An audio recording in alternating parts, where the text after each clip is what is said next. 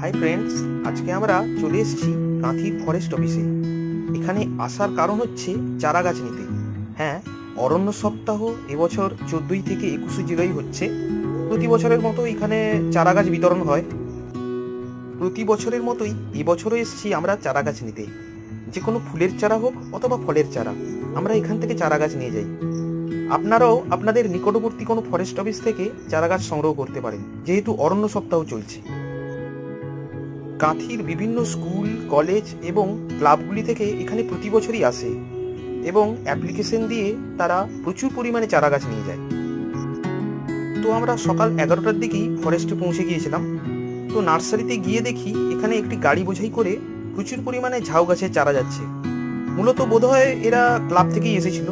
তো আমরা চারা গাছ সংগ্রহ করে বাড়ির উদ্দেশ্যে রওনা হলাম। একটাই কথা বলবো, গাছ লাগান, প্রাণ বাঁচান।